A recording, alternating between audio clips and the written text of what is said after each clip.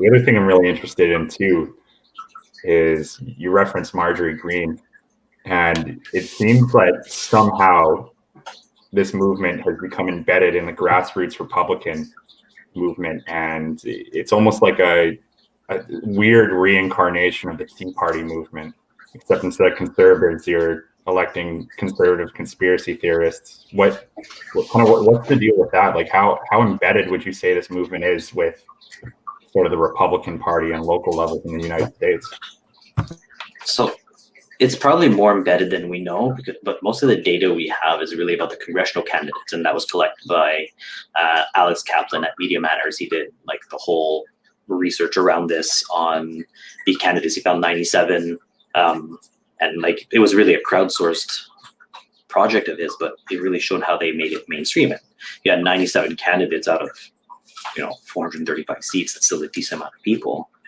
He had seen about 23 candidates at the state level, but he didn't dig deeper. And then now there's stories about a mayor in somewhere who's running for office who's been elected, and he's a QAnon believer. In Saskatchewan, we had one candidate who was running for the provincial election who had to step down when it came to light that he was a QAnon believer, posting content all over his Facebook page. So at the city level, it's very likely it's just something that's not covered in the big press or online. So unless you are aware of QAnon and you're aware of your local politics, you're not really going to catch it. And where I live, I don't even know what my city politics are. I'm not paying attention to them. So it's not something that's very easy to do. And there's no really reporting mechanisms for these type of things unless someone's paying attention. And that's a gap in a way.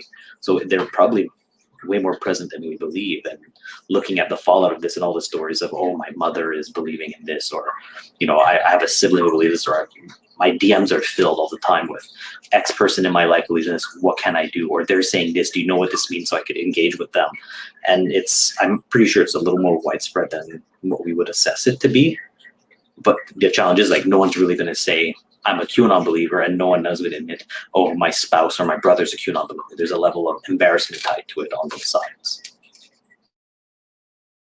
So with all those challenges you mentioned with people not wanting to speak up about it, especially because of the stigma, perhaps spurred on by the Capitol riots too, a lot of people are kind of looking down on it. Is there any way to reach out to these people in any way and de-radicalize them, for lack of a better term? There's a lot of opportunities to reach out to these people. The problem is, and the biggest one really is about the stigma, in the sense that, the top comment I get every time I do a thread trying to explain QAnon and make sense of what they're saying is, oh, these people are crazy. And that's the biggest challenge. No one's going to come out and really talk about this if the first label you're going to give to them is crazy. The 99.9% of these people do not have a mental illness, right? So it's not really about being crazy. Some of these people are lawyers and doctors and professionals and elected officials.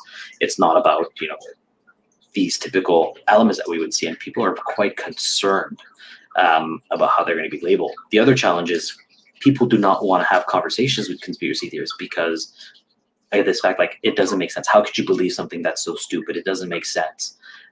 If you want to approach someone, the first thing is really about empathy and being available to listen.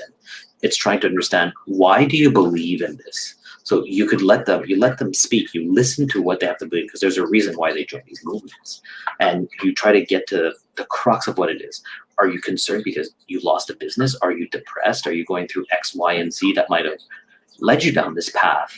And when you're able to build a relationship with them over time, when they trust you, you're able to slowly introduce elements that, oh, well, Q or QAnon influencers are saying X, Y, and Z, at the root of what you're saying, this is actually true. Here's another source that actually confirms that point, what you believe.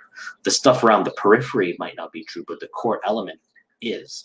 And it's really trying to build those elements and use those building blocks to slowly bring them out of it. You're not gonna, there's not much quitting cold turkey. It could happen, but most people are not. They're in there for a reason.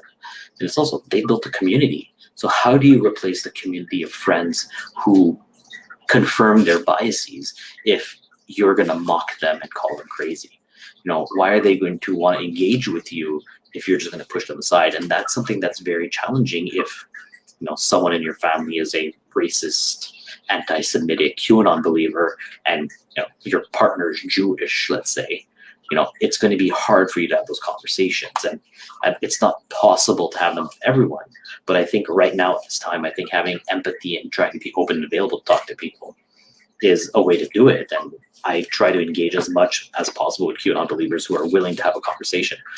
A lot of them aren't, but if they're willing to come and message me, even actually ask questions and try to red pill me and have a conversation, it happens. It works, but I could talk with them and try to explain and give them resources to think through what they believe and have them question what they believe.